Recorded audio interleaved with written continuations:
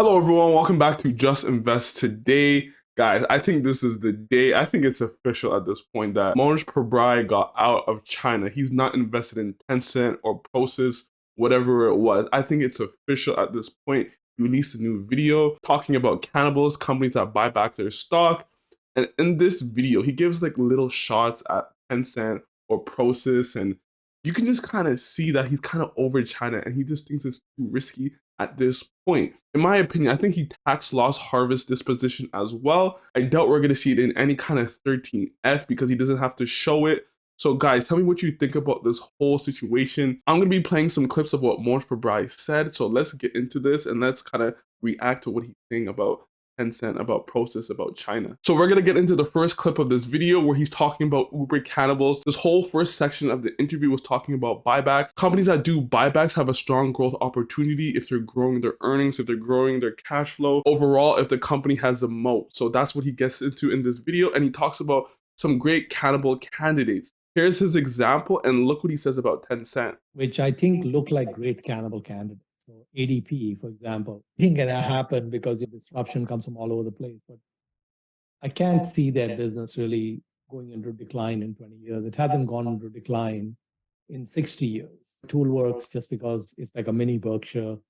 Berkshire Hathaway, Microsoft, I think, looks very solid for a very long time.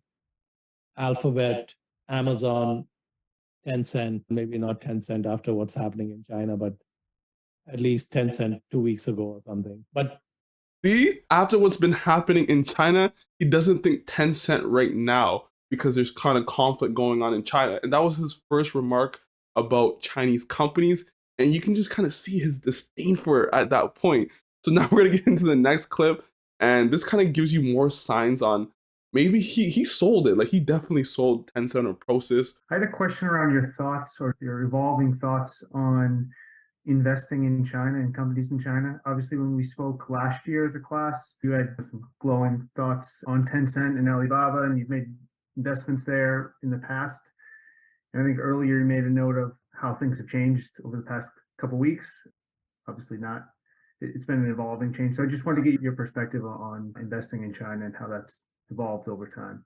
yeah, I think probably for me, China would always be difficult. I think in the past, like one time I invested in Mao, which was a stock Lilu told me about. Alibaba and Tencent, very well-run companies, great governance and all of that. But we've got the unknown of the government and all their policies and all. And there's a difference between that. The unknown and uncertainty. The unknown is just you just don't have any clue of what's going on into the future.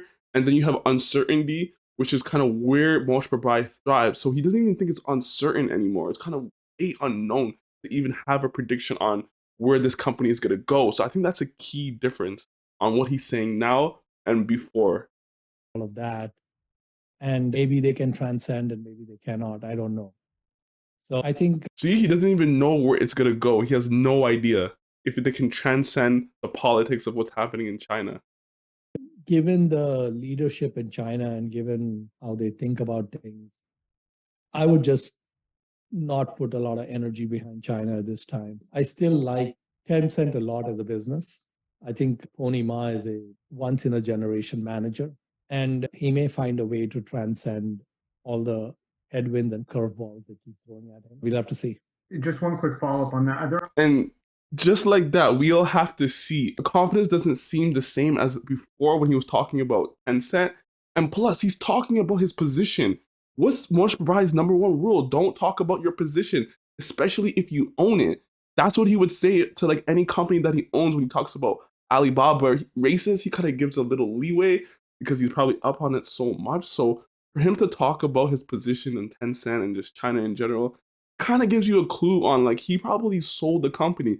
And then some guy asked him about Prosus and the discount and why you would buy it, blah, blah, blah. And he basically said that Prosus is more valuable because the discount to what it's actually worth is more outstanding than Tencent. So that's why he would buy Prosus. So guys, tell me what you think about this. Watch the whole interview, but in my opinion, he definitely sold Tencent. He just doesn't seem confident. He's talking about his position and the unknown is just too unknown for him anymore.